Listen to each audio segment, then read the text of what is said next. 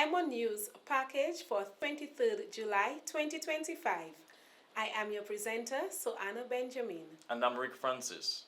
In the headlines, Fine Foods Inc. donates essential care products to local healthcare institutions. Put pen to paper songwriting camp opens with creative energy.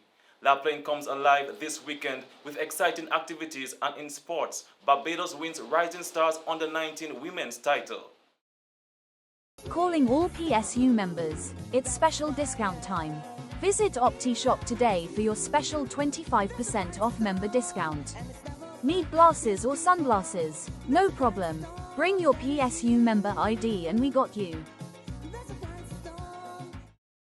Fine Foods Inc., distributor of Alban Milk and the Paddlers brand, recently donated a range of baby and adult care products to healthcare institutions and community facilities across Dominica. Brand coordinators at Fine Foods Inc., Josie Polidor and Chanel Lamoff, made the presentations to the Dominica China Friendship Hospital. Donations were also made at the Optimal Healthcare Elderly Home in Mero and Whitey Care Daycare in Roseau, further supporting the well-being of both seniors and young children. Through these efforts, Fine Foods Inc. reaffirms its commitment to community care delivered trusted, practical solutions for families at every stage of life. the Put Pen to Paper Songwriting Summer Camp opened on a high note, with participants diving into a day full of creativity, learning, and connection. From the start, campers began forming friendships, showcasing their talents, and engaging in interactive sessions. Day one highlights included rap-style introductions using the classic mic check 1-2 format, an engaging overview of calypso and bouyon, a beginner-friendly dive into literary devices, and an introduction to music theory.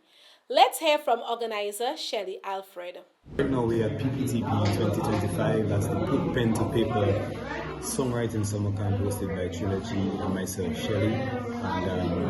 And this year we have about 16 students who are, indulging in the act and the art of songwriting and music and composing and all that. And as you can hear in the background, they are very engaged right now in their groups, and even I know they're dealing with some financial budgeting issues, complement our partners at NCCU, and it's been great so far. It's a 3-day camp, and we're learning some of the fundamentals of calypso and bouyon, and honestly they've been enjoying it, and we're happy to have them here, with Trilogy and myself this year. And the Ministry of Tourism annual cruise symposium kicks off today at the St. Alphonsus Parish Hall. Odile Jean-Baptiste, Product Promotion Manager at Discover Dominica Authority, gave an overview of the symposium.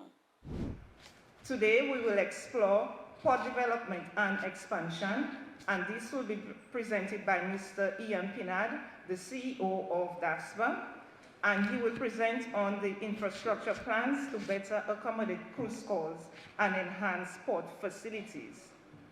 Maximizing opportunities in the cruise tourism, this session will be led by a killer training center, and it will focus on elevating the quality of our tours and customer service. We will also have a presentation on cashless transaction, which will be delivered by Mr. Davidson Edwards of Shop DM Pay, and he will introduce us to digital solutions that can improve convenience and efficiency for both visitors and providers.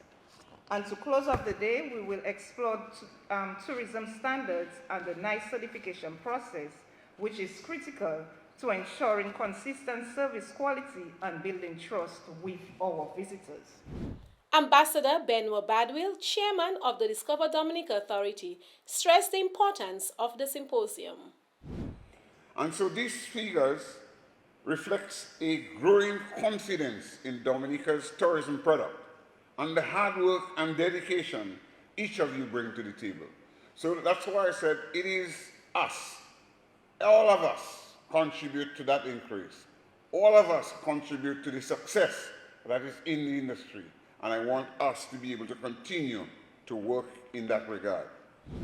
Badwill also stressed that every service provider has an important role to play. Each of us within that particular cruise sector are now what we consider to be cruise tourism ambassadors for our island, because we play that integral role where we engage the visitor once they come ashore.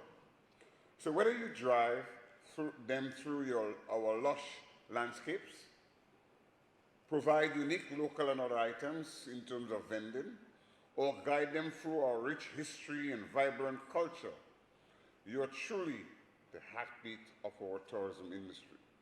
So I'm making that emphasis so that you understand that all of us have an important role to play within the tourism sector. And it is not one-sided in terms of just a taxi driver. It involves much more. Every person that touches a visitor plays an important role on the experience of that person. And CEO of the Dominica Air and Seaport Authority, Ian Pinard, discussed the plans to improve port infrastructure. All while remaining rooted in our values of sustainability, culture, and community.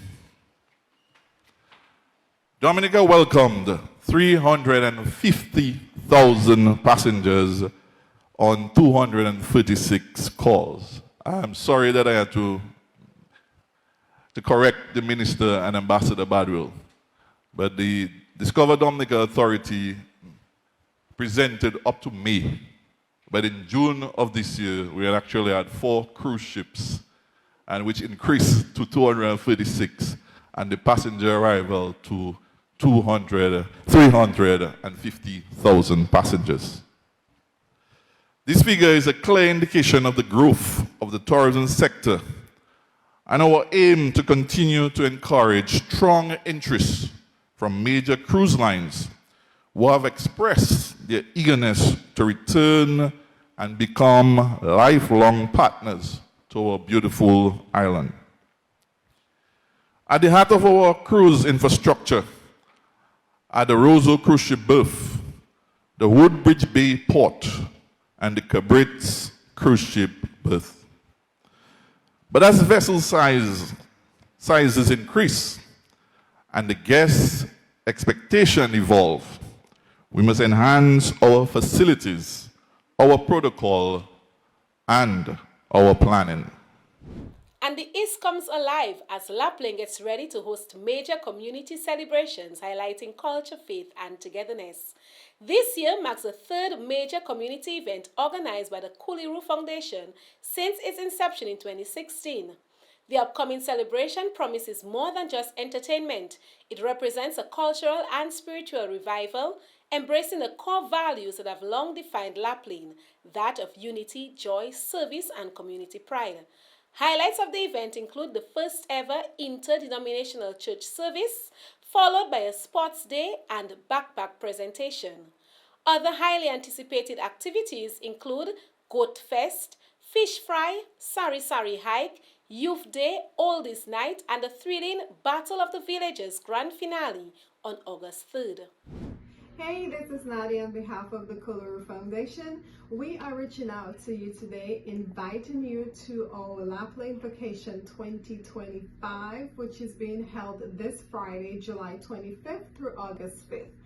And our list of activities include a meet and greet, market day, goat fest, a church service, hiking, whale watching, karaoke, a youth day, and a wet fest. For more information, you could visit our Facebook page, Plaine Vacation 2025, for the list of activities, times, and venue. We look forward to seeing you in Plaine with us. Bye. The government of Dominica handed over houses to persons from Scott's Head who were displaced by Hurricane Maria. Minister for Housing, Honorable Melissa Skerritt, shared her joy ahead of the ceremony. In 2022, the government of Dominica embarked on the construction of single 3-bedroom homes under the Modern Resilient Housing Program. This is funded by the Citizenship by Investment Program. The first set of these homes was constructed at the picturesque Savan site in Scott's Head by the contractors of the community, providing housing for 21 families. I am pleased to announce the Ministry of Housing, Lands and Urban Development will officially hand over these homes. I warmly invite the communities of Gallior, Soufriere, Point Michel, and Scotshead to join us as we celebrate this significant milestone in our housing development efforts. The ceremony will take place at the housing settlement in Savannah today at 4 p.m. We look forward to seeing you there. And on the regional scene, the Caribbean Tourism Organization has signed a 2-year agreement with global nonprofit Conservation International to promote nature-positive tourism in the region. Signed on June 11th, the agreement aims to protect biodiversity, boost local economies, and support community well-being through sustainable tourism. This marks a major step in building a climate-smart, inclusive tourism sector, said Caribbean Tourism Organization Secretary General Donna Regis Prosper. Meanwhile, Conservation International VP Kevin Ailey added that the collaboration will help protect marine ecosystems, grow the blue economy, and empower communities. PAHO Director Dr. Jabas Barbosa and CARICOM Secretary General Dr. Carla Barnett have signed a new cooperation strategy in Guyana to address shared public health challenges in the Caribbean. The agreement covers 15 CARICOM member states and 5 associate members, focusing on improving health systems, tackling climate-related health threats, managing non-communicable and communicable diseases, and strengthening technical partnerships. Dr. Barbosa noted the region's urgent need for unified solutions to complex health issues, while Dr. Barnett called the agreement a landmark in PAHO-CARICOM collaboration. During his official visit to Guyana, Dr. Barbosa also met with Prime Minister Mark Phillips to discuss workforce shortages and innovations like PAHO's hybrid nursing programs. And finally, on the regional scene, Sunrise Airways has enhanced its service to and from St. Lucia by relocating operations from George Charles Airport in Castries to Hewanora International Airport in Vieux-Fort, effective June 29th. The move boosts regional and international connectivity, aligning with the airline's expansion goals. The international airport offers the infrastructure and access we need to grow, said Colin Piper, Sunrise Eastern Caribbean representative. Flight schedules to Grenada have been updated, with evening departures from St. Lucia and early morning returns, increasing convenience for Southern Caribbean travelers. And starting July 27th, Sunrise Airways will add new routes to Tortola and St. Martin, further expanding regional travel. And internationally, President Donald Trump announced on Truth Social that his administration had reached a trade deal with Japan, lowering its tariff rate to 15%, down from the 25% he previously threatened.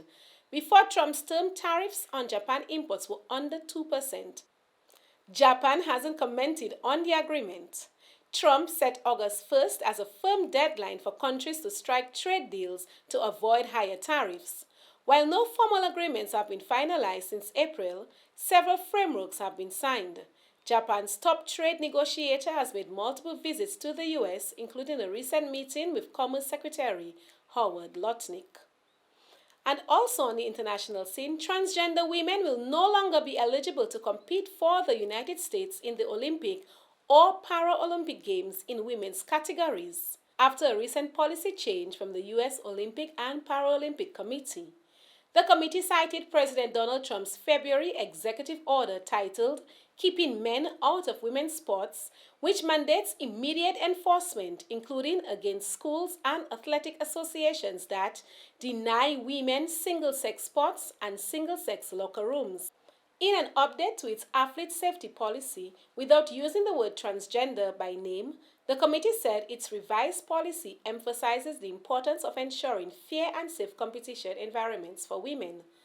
Following the revised policy, USA Fencing updated its gender eligibility guidelines, which will take effect on August 1st.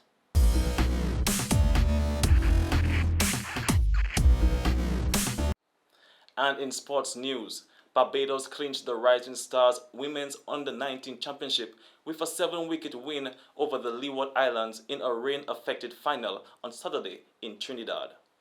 After bowling out the Leewards for 93 in 23.3 overs, Barbados chased a revised target of 69, reaching 72-3 in just 12.2 overs. Captain Theani Herbert Meyers led with 3-15, while Najani Cumberbatch added 3-33. Jazara Claxton, 28, and Aliyah Weeks, 20, were the top scorers for the Leewards. Barbados head coach Robin Paris praised his team's performance. The Dominica Football Association held its D-license certification ceremony on Wednesday. The ceremony saw the certification of 19 coaches to aid in the development of football on the island. Technical officer at the DFA, Jerome Badwell, said the importance of the course cannot be understated. So many people out there with potential who can contribute to, and who are willing to contribute to our football development. And I'm really thankful that you have gone all the way and we are here this evening to celebrate you. Participant Kasani Peltier shared her experience. So I remember the first time all of us coaches met, it was in this room before the course started. It was just to finalize things and to pass on information. So we were asked to introduce ourselves and to give our reasons as to why we were interested in the course. And everyone gave passionate and sincere answers of wanting to help their communities and to develop football in Dominica the right way, starting from the grassroots level. So hearing those answers, it encouraged me to take on the course with this group of coaches. When our sessions began, they went really well. We had theory sessions and practical sessions. You would think the theory sessions wouldn't be as exciting as the practical, right? But it wasn't that way. Each instructor made sure that each session was engaging and interactive for us. All of the icebreakers, they were very creative, and I had no problem grasping the information taught because of how well it was delivered. And in cricket news, West Indies meets Australia for the final time at Sabina Park in Jamaica for the second T20 International. Before the match, a memento was presented to Andre Russell by the Minister of Sports Olivia Grange, as this was Russell's last international match with the West Indies. Australia put on a very commanding performance, defeating the West Indies by 8 wickets. And right now, let's take a look at the weather report from the Dominica Meteorological Service. Welcome to the weather broadcast for today, Wednesday, the 23rd of July, 2025. From our studios in Jimmet, I'm your presenter, Marshall Alexander. As we take a look at this surface shot analysis here with Dominica, in the yellow circle this time, we have a tropical wave just off the coast, and that is off to the east of the Les Antilles, and this wave is presently affecting Dominica. We have another wave in the central Atlantic, expected to approach the area sometime Saturday, with a third wave out in the far eastern Atlantic, expected to approach the area sometime early next week, say around Monday. Now we are at yellow vigilance, and I can tell you that Dominica is presently under flood watch, and this means that flooding is possible across Dominica up until 6 p.m. this evening. So we're advising people in areas prone to flooding, landslides, and falling rocks to be on alert and to exercise caution. Now taking a look at the moisture. So again, we have Dominica here in the yellow circle, and here you can see the movement of the moisture associated with that wave, which encroaches across the Les Antilles, including Dominica, and this has since resulted in an increasing cloudiness with scattered showers, and we expect to see a further increase in shower activity with thunderstorms and gusty winds across Dominica during the afternoon. And here we can see the moisture associated with that second wave in the central Atlantic, expected by Saturday, and an increase in moisture in purple associated with that third tropical wave expected sometime early next week. So we will be monitoring these waves and providing the necessary updates. However, of concern here is this wave, which is expected to bring an increase in shower activity with thunderstorms and gusty winds across Dominica during the afternoon. So again, we're advising people in areas prone to flooding, landslides, and falling rocks to be on alert and to exercise caution, as a flood watch is in effect for Dominica up until 6 p.m. today. Now, taking a look at the moisture. Here we can see the moisture here, but we are actually looking at the siren dust, And this here represents an area of sarin dust, which is in the region of that tropical wave here. So the sarin dust continues to interact with that tropical wave, hence preventing its development. And we can see the movement of Saharan dust. Following the passage of that tropical wave, we expect to see an increase in the concentration of sarin dust across the region. So again, we're advising people with respiratory sensitivities to be on alert and to exercise caution following the passage of this wave. Here is the area of that second tropical wave, and over here is the region of that third tropical wave. So an increase in sarin dust continues to be maintained across the Atlantic Ocean during the last few days. Now, taking a look at earlier satellite imagery, here we can see the movement of clouds. This area of cloudiness in association with a tropical wave, which is an area of multi-layered clouds, including some thunderstorm cells in the region of the Lesser Antilles, including Dominica, and this has since resulted in an increasing cloudiness across the island. Here is the area of that second tropical wave, and this is the area of that third tropical wave, showing an increase in cloudiness. We will continue to monitor these systems as they move closer to the Lesser Antilles. Now, taking a closer look, Dominica did experience an increasing cloudiness during most of the day, with an increasing cloudiness being observed during the afternoon. Now, taking a look at earlier radar imagery, which indicates rainfall, here we can see the movement of showers as they move closer to Dominica. So we have some areas in yellow of moderate to heavy showers, which continues, and we could see some red as well, which is heavy showers approaching the area of Dominica. And this is also, this area here will also have some thunderstorm activity going on here as it moves closer to Dominica. So again, Dominica is presently under flood watch, and it's likely that this watch may be upgraded to a flood warning if conditions warrant. Now, tonight's weather is expected to be generally cloudy and breezy with scattered showers and possible isolated thunderstorms, with temperatures down to 24 degrees Celsius on the coast and 22 degrees Celsius in the interior.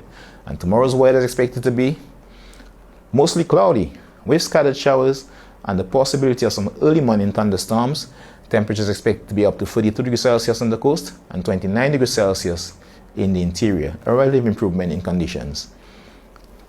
Sea conditions expected to be moderate, with waves picking up to 2.5 meters or up to 8 feet. So again, we had yellow vigilance as it relates to marine conditions.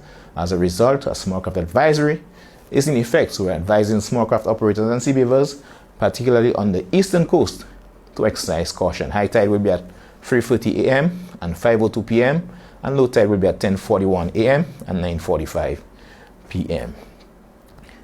Now again, tomorrow, Thursday, we expect to see mostly cloudy skies with scattered showers and a chance of isolated thunderstorms mainly during the early morning.